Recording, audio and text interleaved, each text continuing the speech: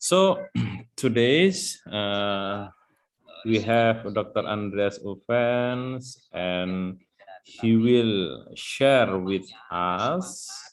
Yeah, this is our last meeting of visiting professor with Dr. Ufen. And today we have the topic on financing electoral campaigns. Yeah. Pembiayaan kampanye pemilu, experiences from Malaysia, Singapore, Philippines, and Indonesia. And maybe because, as you know, Andreas, that money politics and food buying is in Indonesia is still rampant. Maybe you can also compare, is this issue also rising in Malaysia? But last week my colleagues told me that there is no food buying or money politics, or maybe you find some things from Malaysia about the electoral financing electoral campaigns and what's going on in Singapore and in the Philippines. Yeah. Okay, so time is yours, Andreas, to share with us. Okay, thanks very much. There's somebody talking in the background. Yeah. Okay. Okay. So I will try to open the presentation.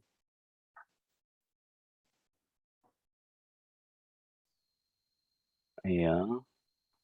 Okay, you can see that? Yes, I got it. Good. So it's about financing electoral campaigns, mostly in Southeast Asia. Examples from these 4 countries. I will shortly start with Germany, because we had one lecture on Germany and how political finance is regulated here in this country. And then I will come to patterns of regulation in Southeast Asia. There are very different systems of regulation. In Germany, it's quite limited, not so many rules. And in some Southeast Asian countries, there are many rules, like in Singapore. In Indonesia, there are also quite a lot of regulations, but Mietzner has called it dysfunction by design, many regulations, but they do not really work. And then there's the example of Malaysia, where there are almost no regulations. It's a kind of laissez-faire system, so anything goes, more or less, in Malaysia, but that also does not really work. So let me start with talking about political finance. Yeah, we are talking about income and expenses of candidates and political parties, and there are legal and illegal income sources of parties and candidates. There are parties, especially membership dues, then all kinds of donations, salary surcharges of elected officials. That means members of parliament have to give part of their salary to the party. Then, of course, public funding, very important, and economic activities of especially political parties. I think not very important in Indonesia or the Philippines, but in Malaysia to an extent. And there are, of course, illegal sources of income, illicit donations, the misuse of state resources, the sale of candidacies, and so on. And expenses are, of course, for party congresses, staff, campaign materials, and so on. And sometimes these expenses are illegal because, well, there's a kind of overspending. Candidates expend more than they are allowed to do, especially in Malaysia. Of course, vote buying, media bribes, etc. So this is what we are talking about, the income sources of political finance and the expenses, and of course, the oversight system and the system of sanctioning this. And this is very different from country to country. In Germany, for example, there are no contribution or spending limits. So parties may get billions of dollars. It's no problem, and they can spend billions of dollars if they want, or euros. But the specific thing in Germany is that there's a lot of transparency. They have to clearly write down where the money comes from and how they spend it. And the oversight system is very strict, I would say. So in Germany, the parties mostly get smaller donations, 10,000, 20,000 euros. Corporate donations or donations by entrepreneurs have lost their previous importance. They were more important in the 50s, 60s, 70s. Now it's not that important. Then there are tax benefits for political donations, but they are limited to individual donors in small amounts. So for big companies, it does not really it is not really an advantage to give a lot of money to political parties. Then there have been various scandals in Germany. For example, the so-called Flick scandal in the 1980s, 1990s, where even Helmut Kohl was involved. And after these scandals, the oversight and sanctioning system has become much more stricter. And one very important factor is the introduction of state subsidies that began, I think, already in the 1950s and 60s. And state subsidies are very important in Germany. How many euros per state subsidies, or depend on I what? I will come to that in a minute. Okay. Yeah. Yeah. So parties have to annually report their incomes, expenses, debts, assets, everything, and they have to disclose the identity of donors. I will give an example in a minute of donors who spend more than 10,000 euros per year. Yeah, if you spend 9,900, then you don't have to disclose the identity. This is very strange and, well, questionable. So here, if a party receives at least 0.5% in nationwide elections or 1% at the state level, they get money for each vote, 70 cents. So if you get, let's say, 10 million votes, that would be 7 million euros, something like that. I will not go through the details of that, but about 20 different parties received a cash grant in Germany the last few years. This is for all parties, yeah, not only for all parties, not only the parties in parliament, but if you get 0.5%, you still get money, although you are not in parliament. So this is in order to give smaller parties the chance to develop a party apparatus, a party machinery. So sometimes that's a bit questionable, because maybe even right-wing extremist parties then get 1 million euros or something like that. And usually you don't want that, but well, that's also part of democracy. So this is direct state funding. Yeah, you receive money for each vote. Then there are also funds for the operation of party political foundations. You know, Adenauer Foundation, Friedrich Ebert, Naumann, Böll, Rosa Luxemburg.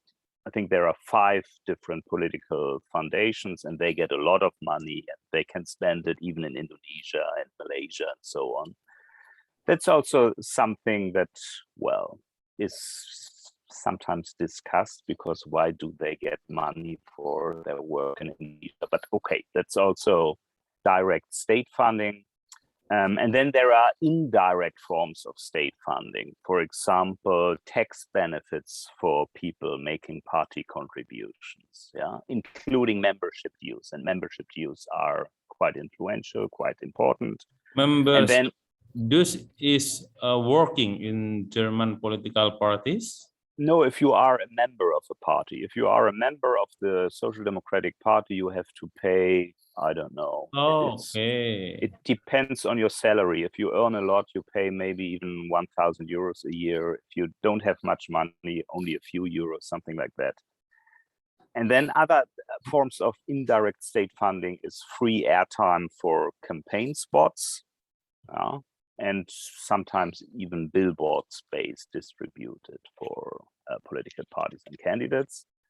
And then, well, these are the details. I don't want to talk about that in private media and so on. But there are all kinds of state subsidies or state support for political parties and candidates. And this is what political parties got from the state from 2005 until 2014. That's the only figure I could get. And well, you can see that was, for example, in 2014, almost 48 million for the CDU and more than 48 million for SPD and so on. So quite a lot of money they always get every year. And I will come to that in a minute. No, I can talk about that. These are the top donors of political parties in 2018. And they have to write it down. Yeah, they have to report it. So the metal and electronic industry spent 1.34 million in 2018 to 5 different parties. And then number 2 was the person nobody really knows, Andreas Zechmeister, who spent 350,000 to the Communist Party. So very strange. And then there are others like BMW, 290,000 to CDU and FDP, Daimler, Mercedes-Benz to 5 different parties. So these big companies often spend money to many different parties because, well, you don't know who will be part of the next government.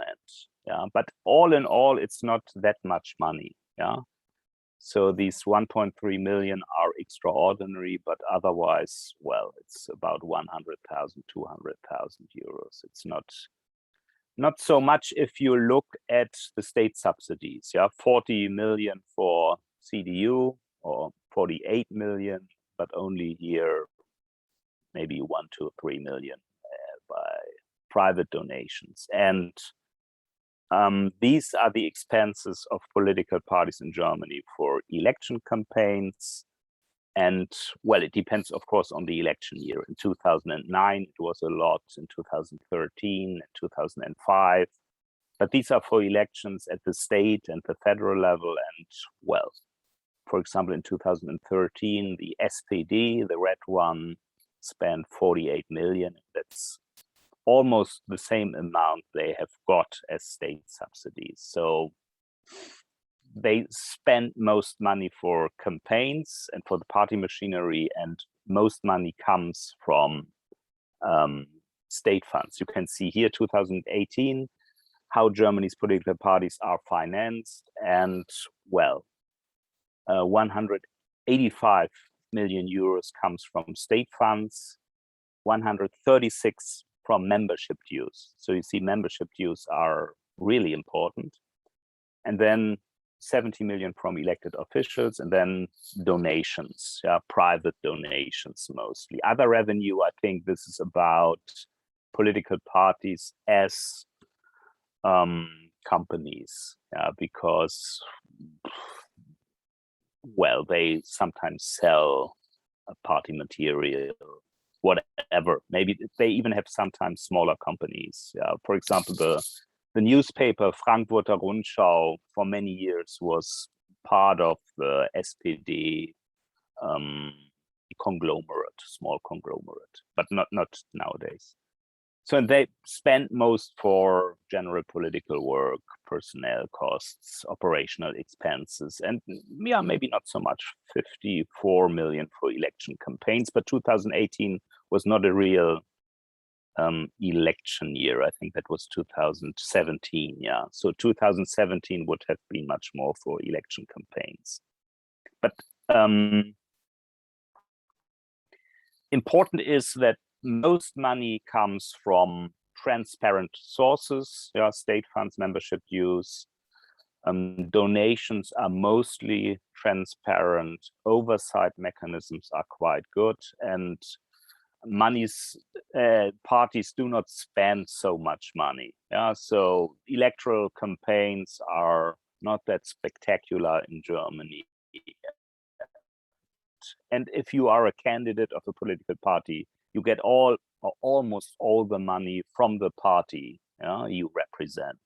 So as a candidate, you have your own small campaign in your constituency, and you will get the money from your party. Sometimes they spend a bit of their private money, and they get some donations from local entrepreneurs. But all in all, I think it's a quite good working and transparent system.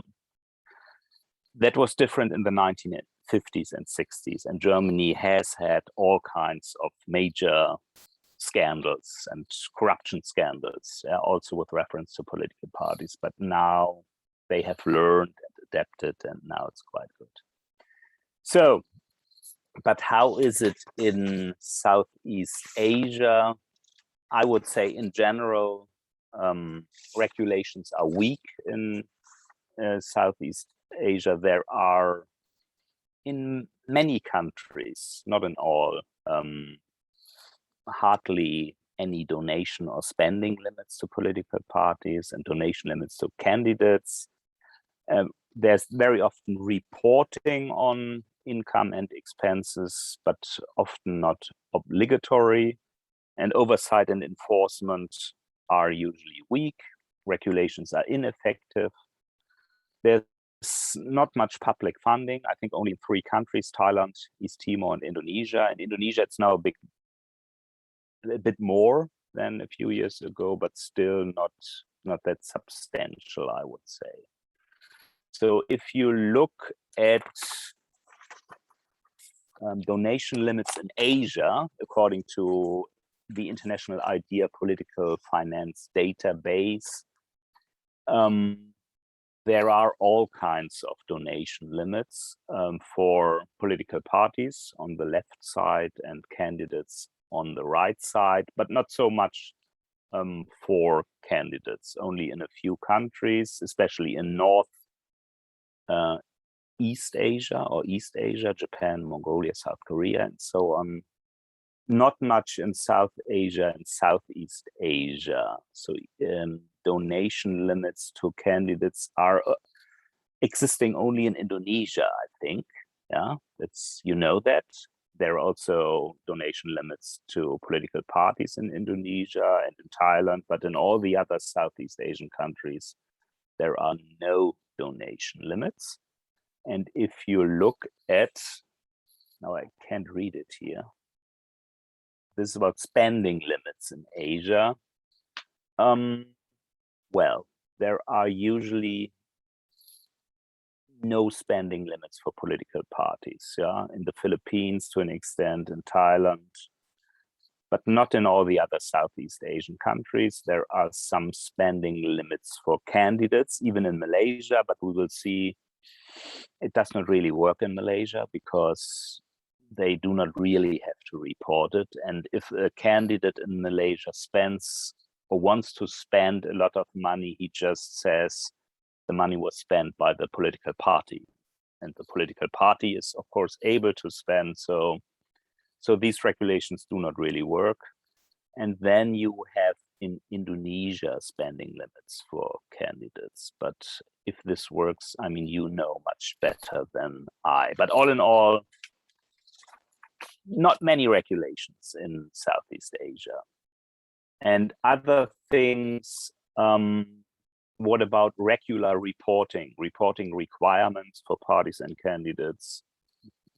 It's almost always existing globally for political parties, 76%, in Southeast Asia, even 87%. Also reporting on campaign finances, at least in 50% of the cases in Southeast Asia. I think this is only about a few parties, not all Southeast Asian parties. Yeah, I think these 4 parties: Indonesia, Malaysia, Philippines, Timor-Leste.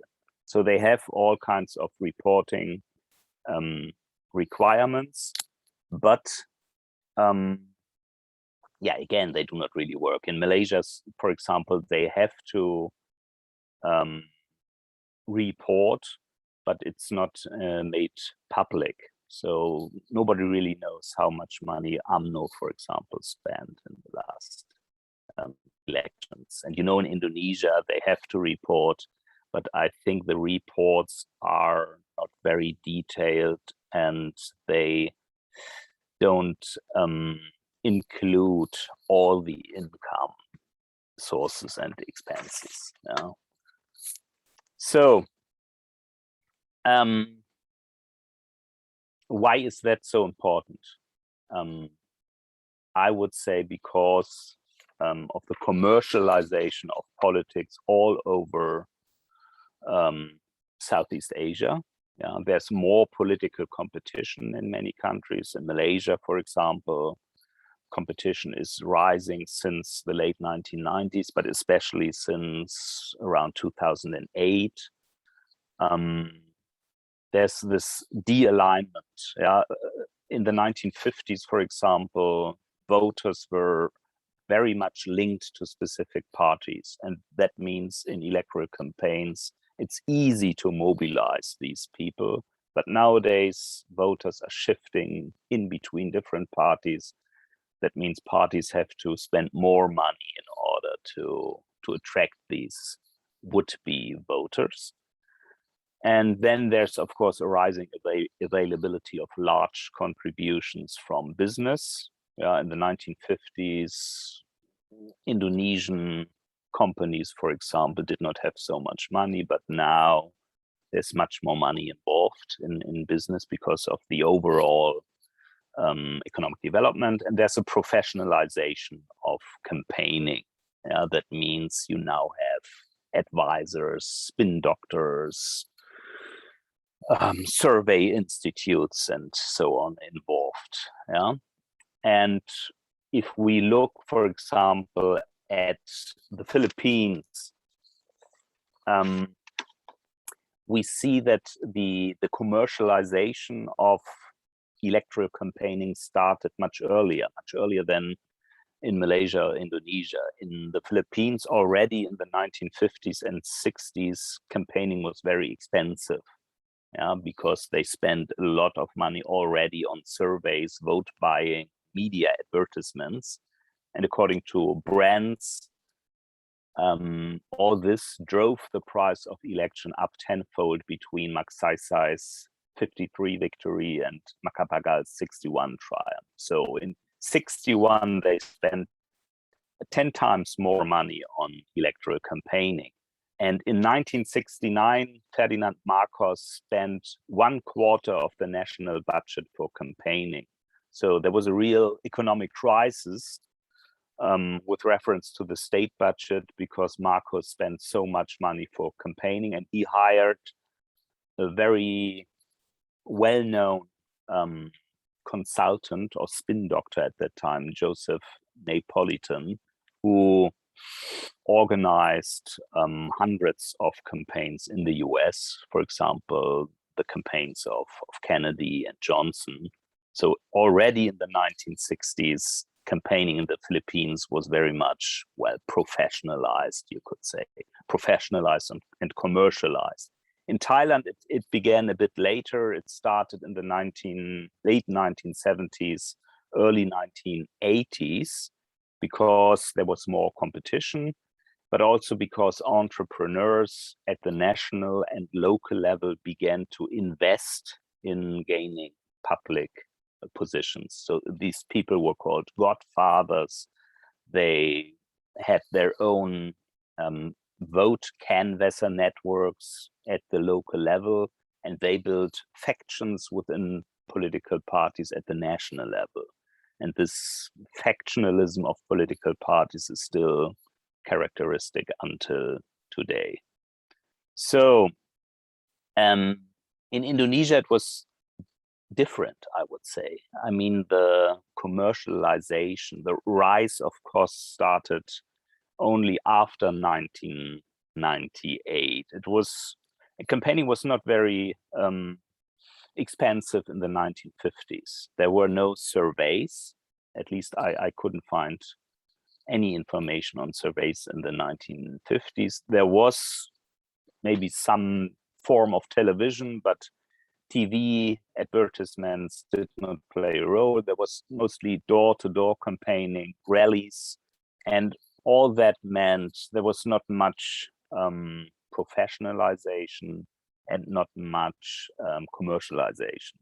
And during the new order, of course, there was not much competition. You only had these three parties. Golkar would always win. And again, maybe Golkar would pay a lot of money for elections, but not PDI and PPP. They just did not have the means to spend a lot of money. But this changed a lot after 1998 because, well, you need a lot of money for day-to-day operations of the party, of course, but especially for the campaigns, for surveys. Surveys have become so important since 2004, 2005. Then all these survey institutes really came up. And after the 2004 presidential elections, Indonesian politicians realized that surveys actually do really work. Yeah. And of course, nowadays you have spin doctors, although you never really know who advised Prabowo and Jokowi. Were there some US American spin doctors? Who were these people? Buzzers in social media. I think expenses in and for social media are now rising. But again, you never really know how much money is spent in Indonesia because reporting is well not well established. Yeah? And then there are still quite low state subventions, very few legal donations. Membership dues are very low in Indonesia, and that means, and I'm referring to Markus Mietzner. That means that the whole system is a kind of dysfunction by design. And what does he mean with dysfunction by design? The whole system of oversight and sanctioning does not work because most politicians are not really interested in regulating political finance because there's an oligarchization of leading positions within parties. Yeah, big entrepreneurs have taken over leadership positions in parties, and of course they don't want to introduce regulations of party finances because, well, they depend on their money. There's a kind of impunity by consensus, yeah, off the book fundraising. So the whole system is quite flawed in Indonesia. And I think that's still the case. And we can discuss later how this could be changed. I do not really know how. So another form of political finance regulation is existing in Malaysia. I would call it laissez-faire approach. That means anything goes. There are no spending limits for political parties. There are no donation limits. The oversight system is very weak. For example, the election commission is controlled by the government. The election commission is under the prime minister's office, the PMO, so directly controlled. There are no public subsidies and free media advertising to political parties. There are only spending limits for candidates. But as I said, this can easily be circumvented. Then the money is simply spent by the political party. I think there is still vote buying going on. Yeah, I think that's consensus in the literature that there is vote buying, but especially in the eastern part of Malaysia in Sarawak and Sabah, because especially in the rural areas, it's totally different from Kuala Lumpur, for example. In the local areas, candidates have to spend a lot of money in order to get votes. I think this is still the case. In West Malaysia, in the urban areas, vote buying, I think, would not really work. Yeah, I think that happens, but it's not decisive. And I would say, in general, political elections at the federal level are not decided by vote buying. There are other mechanisms. For example, the ruling party UMNO spent a lot of money in 2013 and 2018 in the form of, well, welfare subsidies to all kinds of people. So they spent billions of dollars in the form of cash subsidies for people who do not earn so much money, for example. But this is not vote buying. This is a kind of clientelism organized by the state. But of course, UMNO always made clear this money comes from UMNO, more or less. It does not come from the state. It's, well, we organized that and it's UMNO money. That's at least the impression they gave. So it's at least illegitimate how they did it. Yeah. And I have this photo on 1MDB because UMNO spent so much money in 2013 and 2018 that they had to get some money somewhere, and they had a state development board, 1MDB, and they used this state development board in order to spend billions of dollars during the elections. Yeah, siphoned off in order to finance the campaign. I think that's quite clear. And the former Prime Minister Najib is still in court, but that there was a lot of corruption, I think, is vindicated in the court proceedings. UMNO, for example, did use government-linked corporations, so-called GLCs, of course, the state budget itself, and then in Malaysia, the many big companies have to give money to the ruling parties in order to, well, get licenses and so on afterwards. But that's the case all over, at least Southeast Asia, I would say. So, and the other interesting case is Singapore. Singapore is like Malaysia, an electoral authoritarian system or competitive authoritarian system. That means it's not a democracy according to VDEM or according to Freedom House or Polity4 or the Economist Intelligence Unit. It's still an authoritarian system, but with a lot of competition. Yeah, there are different parties at elections. The People's Action Party always wins, but the opposition parties are able to freely organize their campaigns, and, well, they even win a few seats in every election. And I think in 2016 or 2011, the opposition was quite successful. But it's still very much different from Malaysia, where the opposition won actually in 2018. The opposition in Singapore is fragmented, very small parties, and, well, the PAP is a very strong, very dominant ruling party. But the PAP is interested in not allowing too much competition, and they are interested in having an electoral campaign that is not that spectacular.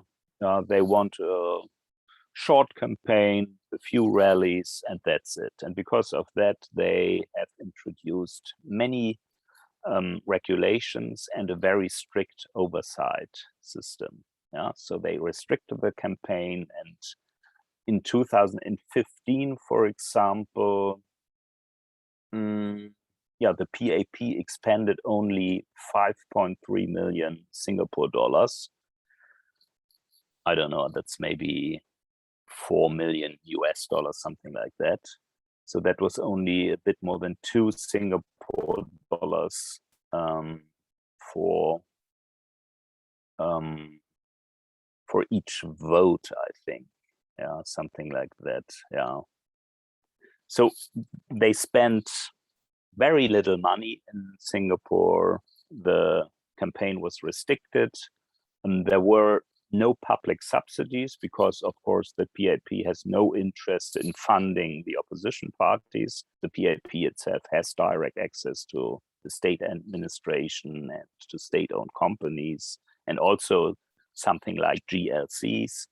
So the whole system, regulation system in Singapore, has been invented in order to strengthen the position of the PAP and to bolster electoral authoritarianism. But the strange thing is that in Malaysia you have almost no regulations, and in Singapore you have a lot of regulations and a very strong oversight system. Yeah, but this also has to do with the fight against corruption in Singapore that is also quite effective. Yeah, Singapore is one of the countries with very little corruption also in politics. So because of that, they have a very good oversight system. So if you look at different party systems and regimes in Southeast Asia, you maybe better understand what kinds of regulations they have, what kind of regulatory system. So you have closed authoritarian systems like Vietnam, Laos, Brunei. There's almost no competition. Of course, they do not need so much regulation. There's mostly one regime party that always wins, and there's no real campaigning. So more interesting are competitive authoritarian systems and electoral democratic systems. Yeah, competitive authoritarian, as I said, Singapore and Malaysia, with different types of ruling parties. Malaysia until 2018, whether Malaysia is today electoral authoritarian is not quite clear. It's in between electoral democracy and electoral authoritarian. So you have this system with high level of regulation in a competitive or authoritarian system like Singapore, with a very strong dominant party. In Malaysia, you have a very low level of regulation, but also bolstering the dominant position of UMNO until 2018. But the whole system collapsed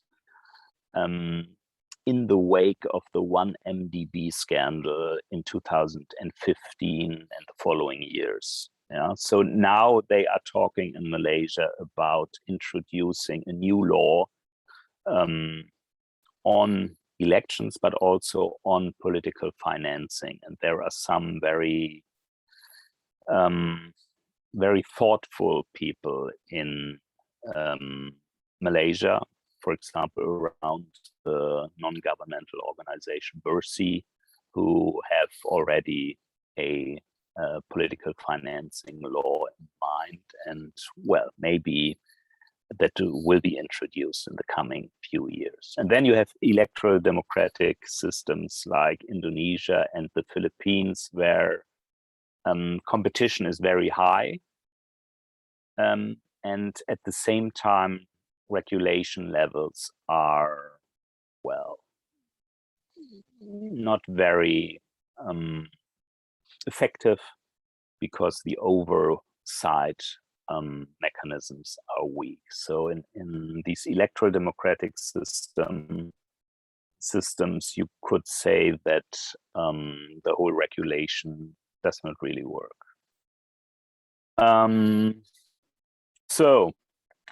But we can, of course, talk about the Indonesian case. Maybe I will have a few questions to you. So what are the conclusions In Southeast Asia, most regulations are weak and or ineffective. The exemption is Singapore, of course. There are growing demand for reforms in all these countries. There's BERSI in Malaysia. BERSI has organized 5 major demonstrations, and that was one of the reasons why in 2018 the opposition was able to win. So the opposition in Malaysia is organized around the question, how could we establish free and fair elections and a working system of political financing. So this is maybe the main political issue in Malaysia. But there were also movements like that in the Philippines. In the Philippines, it is often about the pork barrel system, that the president is able to use a lot of money in order to finance different projects all over the Philippines. And in Indonesia, of course, they are reforming the political finance system all the time. But so far, I would say the political systems have a vested interest in not really introducing a working oversight and sanctioning system and regulations that really work. And that's also the case in the Philippines and Thailand, of course. So the question is, how could you change the system in Indonesia in order to have free and fair elections and clean elections with reference to political financing? And I would say I do not really know. Markus Mietzner would always say public subsidies are very important. Yes. So maybe you could introduce very high state subsidies like in Germany, so that political parties and candidates are mostly financed through state subsidies. But this is, of course, difficult because maybe these politicians will just take the money and the system will not really change. But I think state subsidies could be a very good part of the solution. Then, of course, spending caps, caps on expenses. But again, how can you control that? You need a working control and supervisory system all over the country. And well, maybe you know better whether this could work. You also need indirect public funding, so for media advertisements and so on. There's things you have in some European countries. And I think it would be good to link these reforms with reforms within political parties. So the parties only get money if they really have intra-party democracy.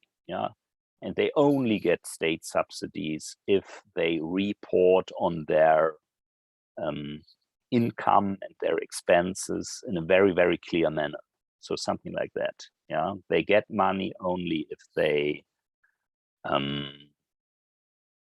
work according to legal regulations. So you need strong disclosure requirements, an effective oversight and enforcement system, and a linkage between regulatory reforms and the organization of political parties. So that's what I would have to say today. Okay, thank you very much for your good explanations, on party financings, mainly experience from Germany and of course from Southeast Asian countries. That's good things from German parties is financing for all political parties, which contested in the electoral competitions, if they have at least 0.5% of the votes. 0.5. Yeah, okay. Percent. Yeah. So if they have less, then they get nothing.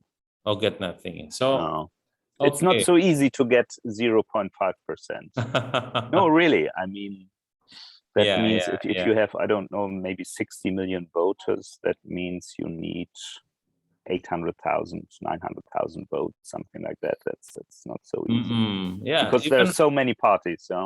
Yeah, even 0,5, 0.5 is not easy. Even in Indonesia, yeah, PBB, the party belonging to Yusril, it cannot gain 0.5. Yeah, even Really? and 0.22. Yeah, 22, 0.20, less than 0.5. Yeah. No. Yeah. Okay. That's the problems in Indonesia. The state fundings only for the parties which have parliamentary seats. Yeah. So yeah, that's problems. Yeah.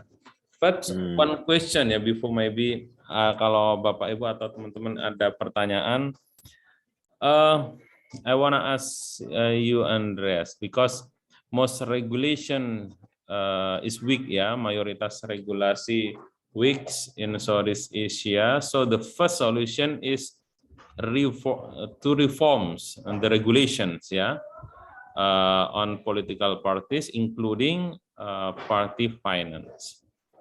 Then I don't know.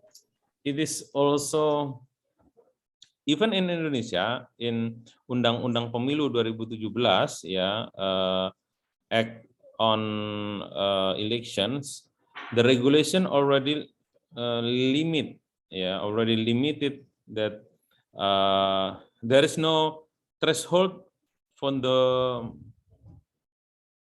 spending, but there is a threshold on the minimum amount for receiving the donation. Yeah,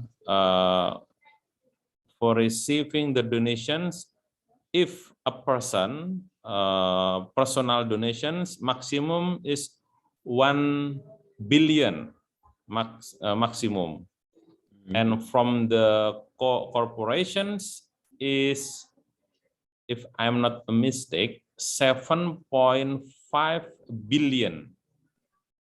But so that's the maximum. Maximum, but there is no regulation for spending. Yeah, for receiving we have, but yeah, Andreas, it is weak how to supervise. I know.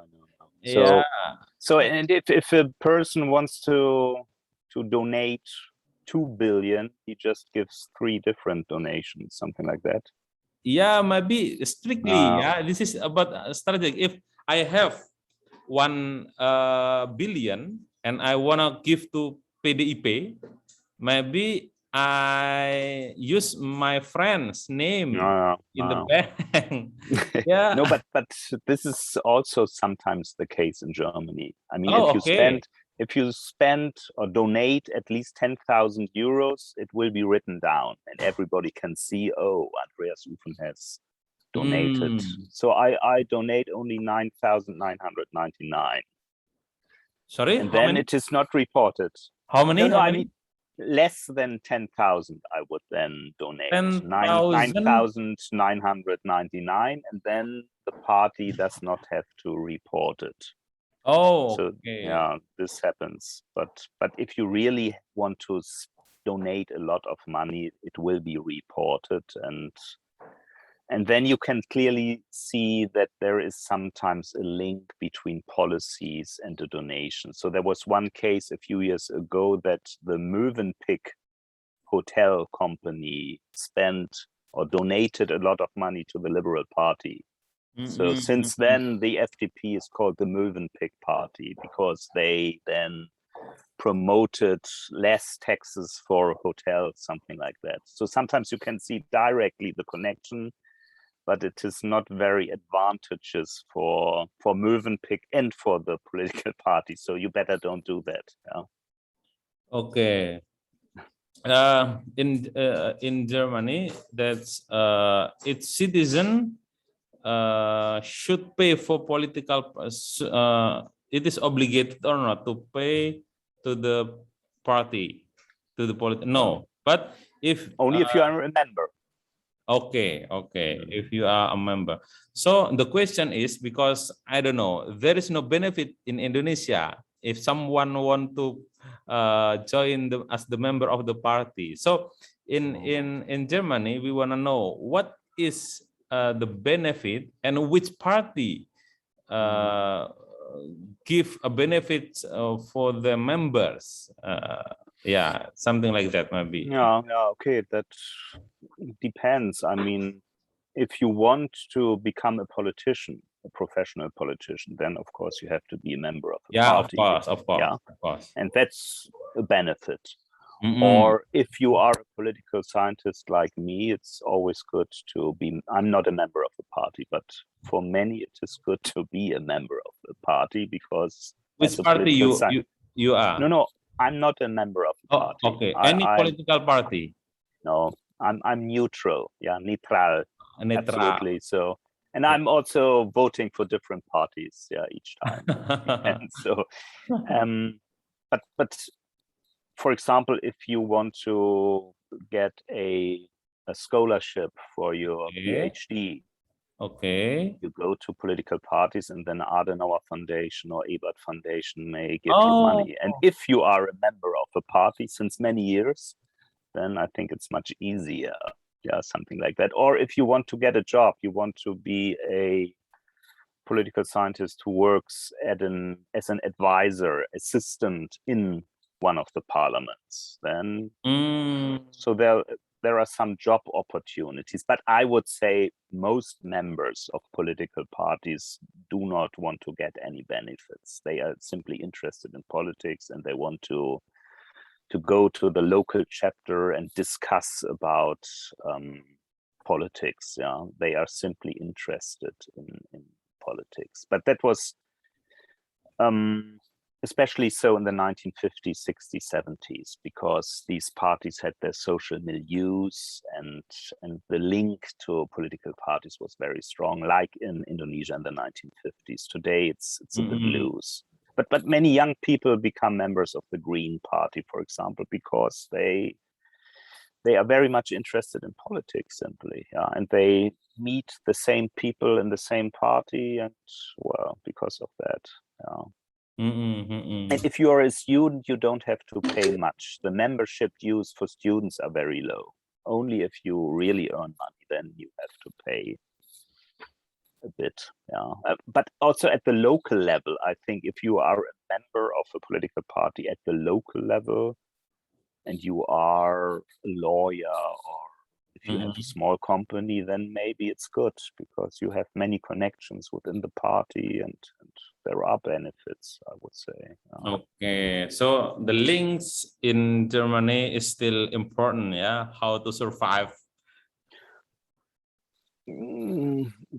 For a fraction of society, usually not really, I would say. And it's very different in small cities or in Hamburg or wherever. But for example, in the southern part where the CSU is very strong, I think could be helpful to be a member of a political party. But even in my case, if I were a member of a political party, that would also mean some disadvantages, because I then would have connections only to one political foundations, or it's not easy to maneuver in between political parties. And you would always be identified with a political party, but as a political scientist, you don't want to be identified with a political party, I would say. You want to be neutral to an extent. Okay, so okay, but I don't know, this is my experience when I was in Germany. my friends got I don't know, report tax, and there is religious tax. Yeah, religious tax. Yeah. I don't know, because he worked, yeah, in one of German company, and then he thinks that religious tax is part of the government, but that is the tax from the Vatican. Yeah, I don't know. I mean, I still didn't understand what is with the religious tax. It's not directly connected to political financing. And you asked me the question, I think 2 years ago in Yogyakarta, I remember. Oh, yeah, yeah. If you are a member of a church, Catholic church or Catholic church, Protestant church or whatever, you have to pay to the tax office directly. I think it's 9% of your income tax. If you pay 10,000 a year for income taxes, you pay 9%. That means 90, I think, 90 or 900. No, 900. You would then pay 900 as a kind of religious tax. Yeah. If you are not a church member, you don't pay anything. Okay. The strange thing is that essentially church and state are separated in Germany, but this is one of the last resorts of church impacts that has historical reasons. Yeah, the government tax office still gather the religious tax and then gives this tax to the churches. Yeah, so many people do not really like that, and they demand that the churches themselves gather this money and not the state. But the state says, well, we have this system and it's easier. And at the same time, the church have to pay a little bit for this service by the government. So it's okay. I think. But if you pay taxes, they ask you, are you a member of a church? And then you say yes or no. And if it is yes, they will deduct the money and give it to respective church. I mean, I think this system is same with the political party, but only a citizen who part of the party member. Yeah, not everybody. No. Yeah, everybody should pay for party member dues. I mean, yeah.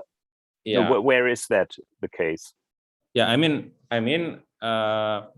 the church tax is also same with the party dues. Yeah, but the party dues is only applied for a member. Yeah. But you're talking now about Germany? Yeah, about Germany. No, that's totally different. Okay. The parties themselves, they have, well, registered members, and they ask their members to pay. Okay. But then the members, of course, have to say how much they earn. Yeah, maybe they are not all the time truthful. Yeah, and then the party decides you have to pay this or that. Yeah, but this has nothing to do with the tax office. But you can, if you pay, for example, 1,000 euros a year to the Social Democratic Party, you can tell the tax office, and then this will be deducted. Yeah, because this is a kind of, maybe not donation, but these are expenses that you can deduct from your taxes. So you get a part back from the state. But that's the same with NGOs or tennis. No, not sports clubs, but some things are deductible. Okay. No. So mungkin any question, students, or maybe Bapak Ibu Komisioner KPU Bawaslu, kalau ada pertanyaan in bahasa in bahasa. Otherwise, I would ask you a few questions on Indonesian political financing. Yeah. So, yeah, are there movements in Indonesia supporting a fundamental reform of political financing in Indonesia, like Bersih in Malaysia, or are there no such movements? And are there political parties who really support substantial reforms? And do you think it could be possible to introduce a political financing system in Indonesia that really works? Or will it always be, well, chaotic and dominated by oligarchs and multimillionaires? Maybe my friend will help also. But in my opinions about the party movement to reform party regulation is coming from academicians and also from the NGOs activists who have a concern with election and political parties. There is no movement from political parties because they are enjoy with this system. But even the smaller parties, I mean, if a party does not have these direct links to oligarchs, or do they all have these links? I mean, activists in small parties, they have ambition to reform the party regulations, because the existing regulation is not enough to cover all things, all things about the political parties, including there is no enough explanation and regulation which regulate on party financing. So when I read the regulation, it is still general regulation because less than 40 pages, less than 40 pages, the regulation on political parties. And the last regulation is in 2011, so already a decade ago. So there is a public demand to reform such a party regulation, because maybe major parties, even medium parties, are enjoying with these regulations. What we call as or what you call as the presidentialized party. They are enjoy how to bypass all regulations. So the rise of personality is not, I mean, the rise of personality can manage all system, so the party organization is not working. That's why membership dues is not working. And then what else? Membership dues, or maybe only dues among elected legislative candidates. Even in small parties like maybe Perindo, what from East Java, activist Perindo in East Java said that even the party cannot demand their contribution because their triumph in the election because of not of the party, because they finance themselves.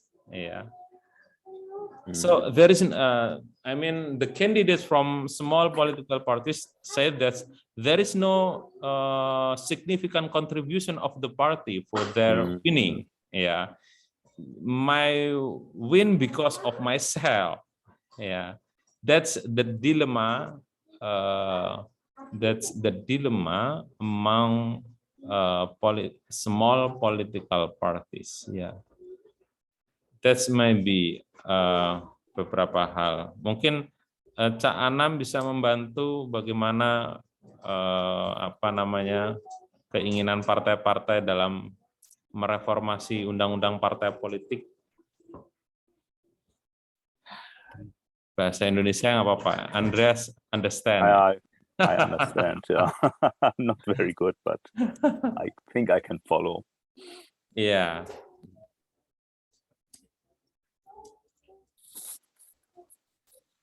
Atau mungkin Kak Anam ada penjelasan di apa namanya tentang fenomena regulasi keuangan partai atau reformasi partai politik. Even when I discuss with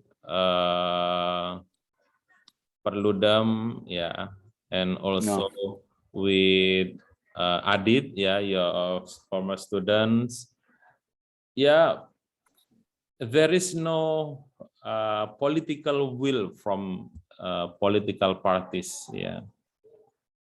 So if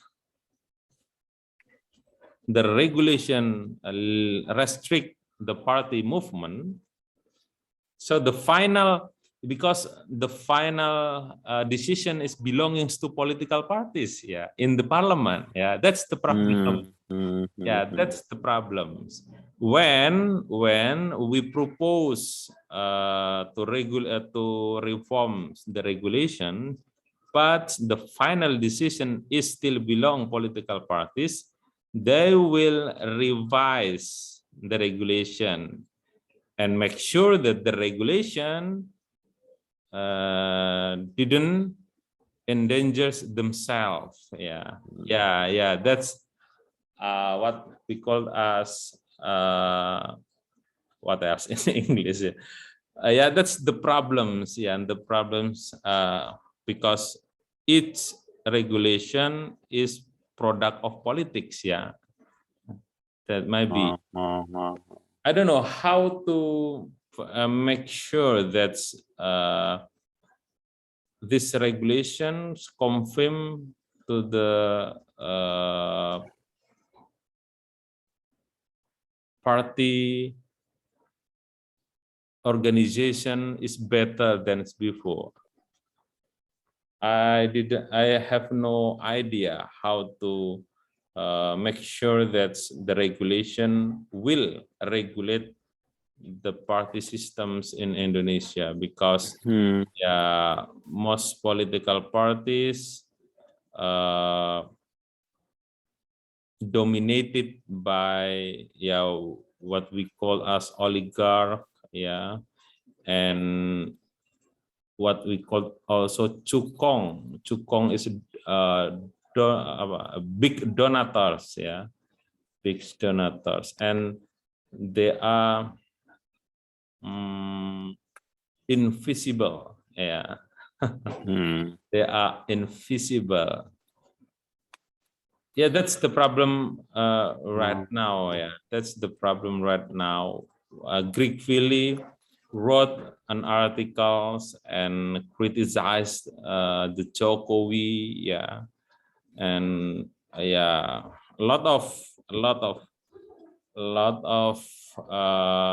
elites among Jokowi rejects the opinion. Yeah, that's normal, of course. Yeah, that's normal. And says that our government concerned with the development, yeah. So that's why the regime will beat human rights activists, yeah, who criticize the government, yeah,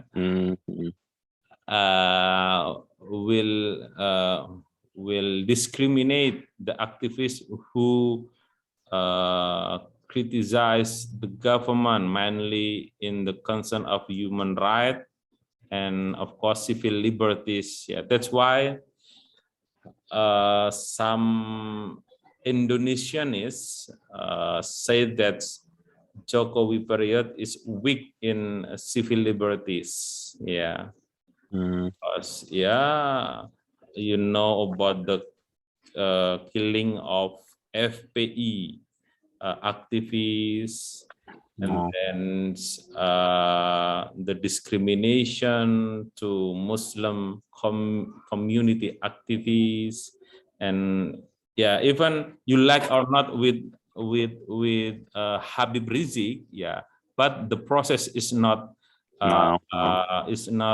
equal, yeah, the process.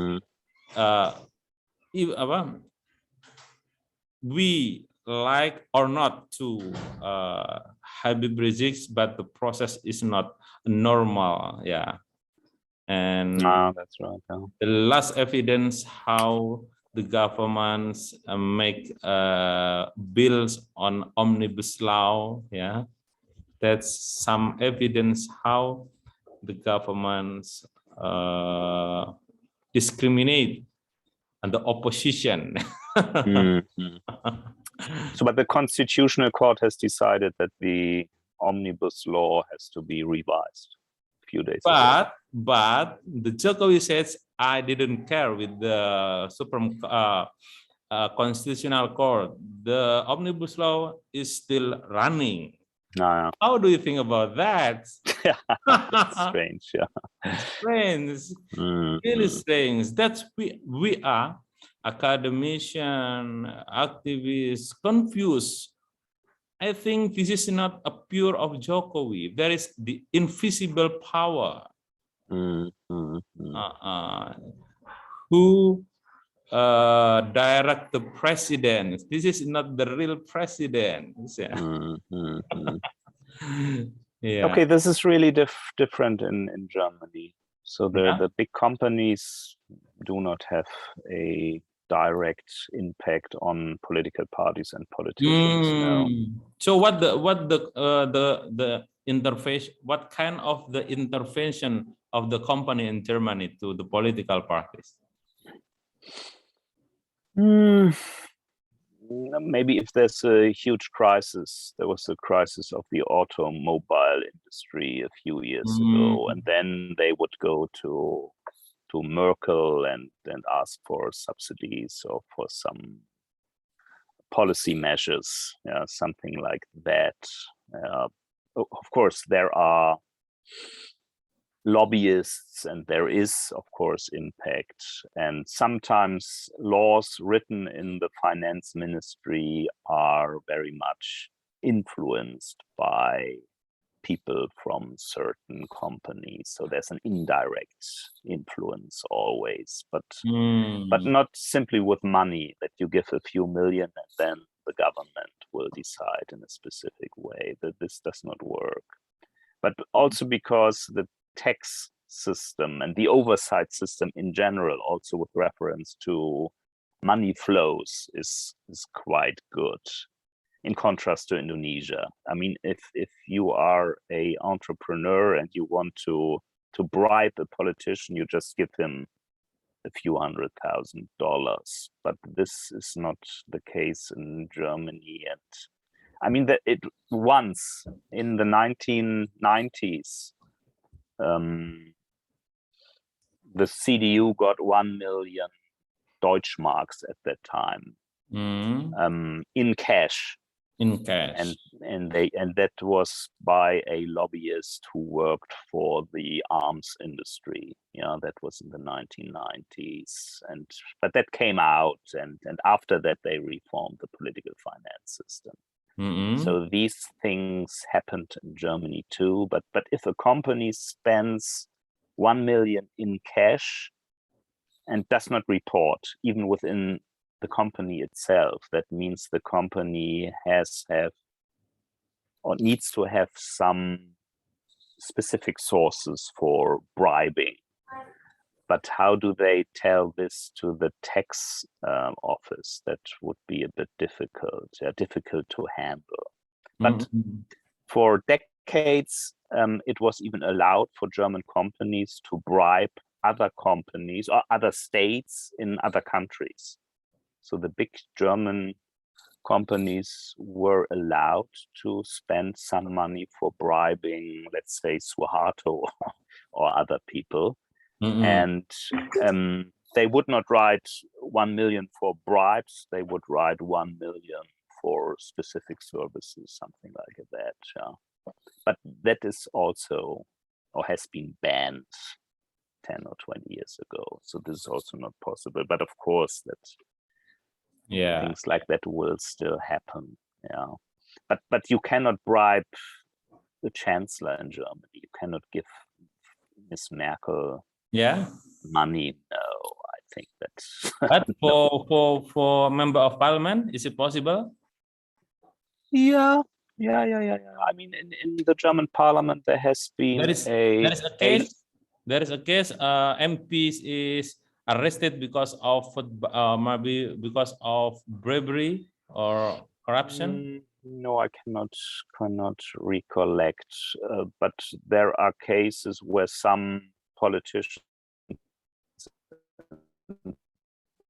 parliament have been lobbying for a state in Central Asia, Belarus or Kazakhstan or whatever. So they were lobbying for this state and they got money, but that is still not really illegal, because, well, they were paid as advisors for another government or something like that. Or there was one CDU politician who's again in parliament who did also lobbying work for a company. He would go to Merkel and to others and would tell them, well, this is a very nice company, you should support them. And then he got some money from them, but it was not illegal, because of course you can be advisor for a company and ask some other politicians to help this company. So politicians are wise enough to do these things that are illegitimate, but they are still legal.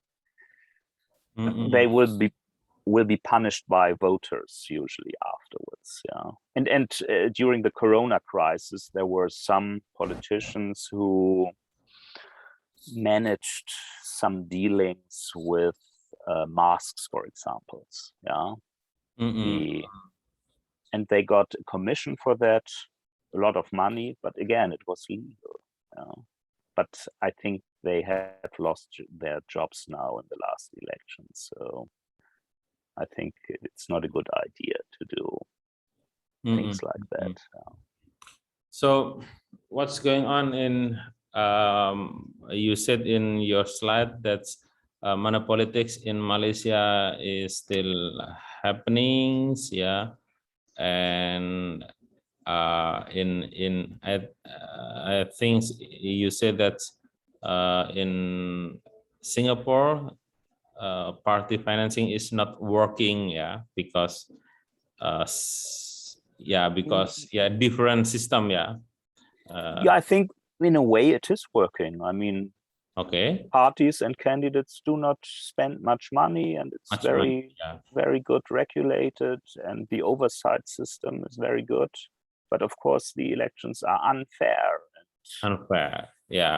Only because of that, the political finance system is also to an extent unfair, because there are no public subsidies. There is no public subsidy, so the small parties do not really have a chance to challenge the only PAP, Only PAP can reach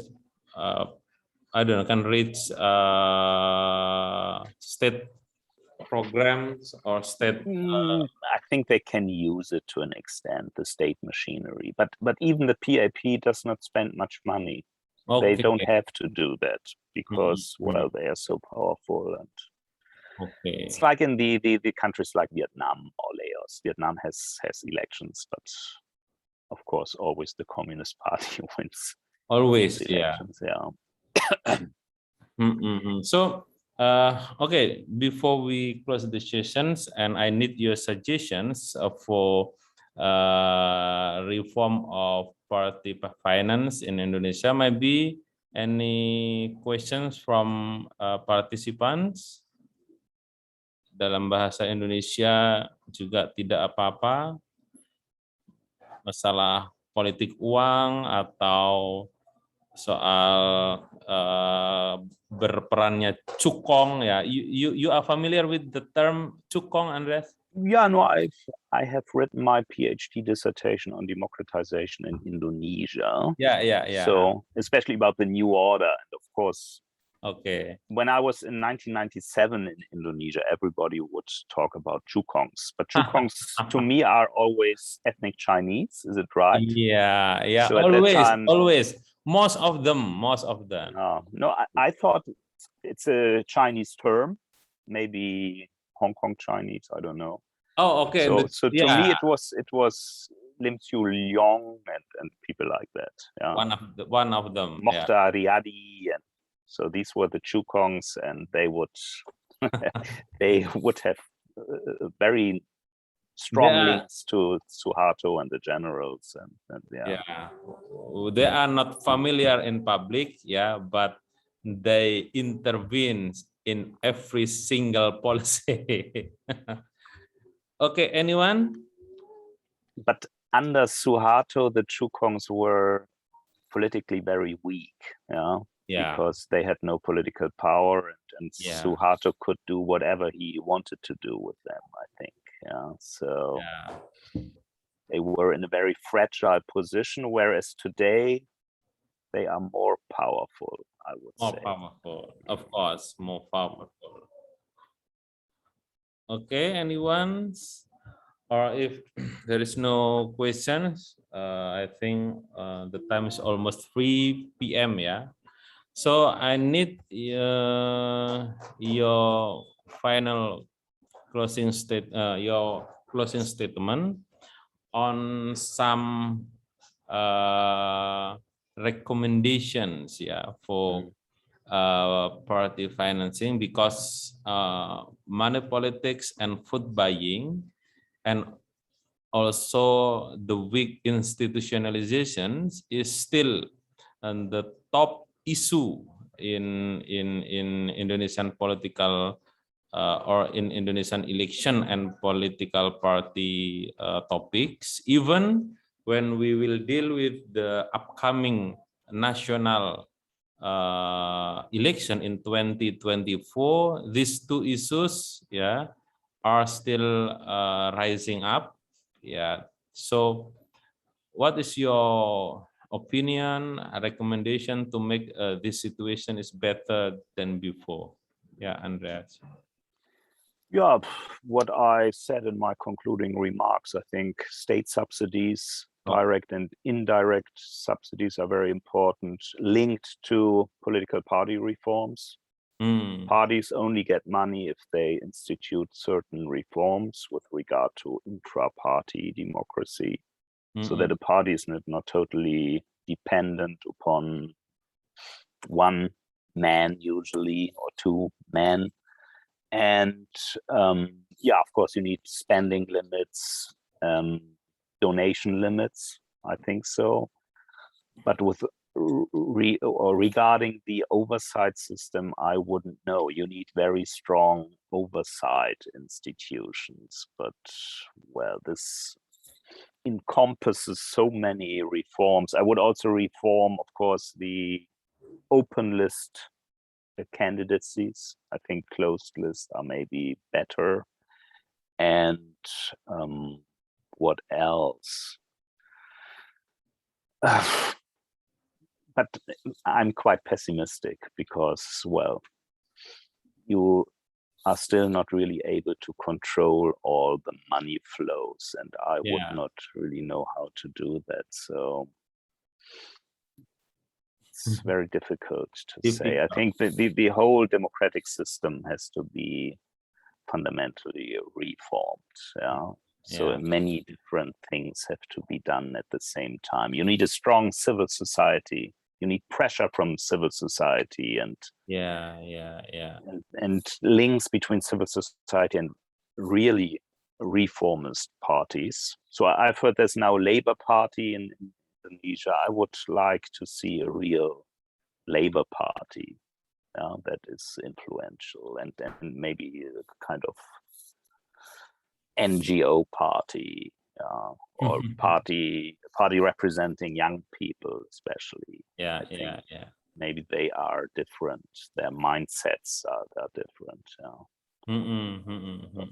But I wrote my dissertation about democratization, and in 1998 I was very optimistic. I thought Indonesia would fundamentally change and it would be really democratic. But now, after 23 years, 23. I think it was, well, not that fantastic. Political developments, okay, so yeah, it's okay, but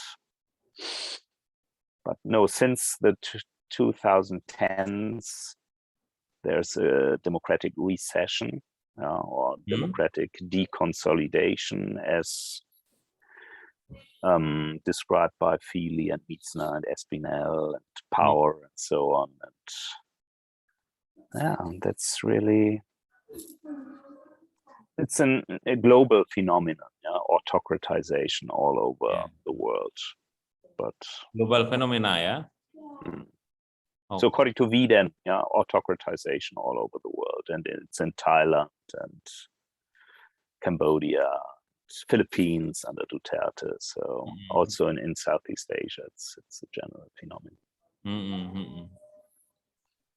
Okay, well, thank you very much, Andreas, for your lecture today. I think it is a good session. We have you all 5 meetings during this semester, and students or invited participants are happy to learn from you on Southeast Asian countries election, and also including German elections. Yeah.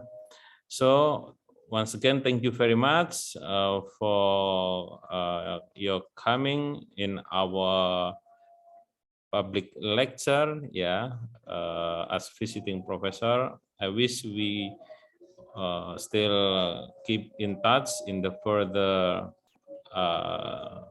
occasions. And after this session, the students will move to the session of practicum, how to calculate the vote to be changed into the seats. Yeah, with methods of Seinlich pure and hard quota and so on, how to calculate seat in the elections, and then they will learn about these practicum activities. Well, thank you very much to all participants, and then I wish we can meet again in the next meetings. Yeah, so Andreas, I will contact you and write all administrative issues, including certificates for your involvement in our academic activities. Okay, thank you very much. Okay, thank you. Yeah, you're welcome, and always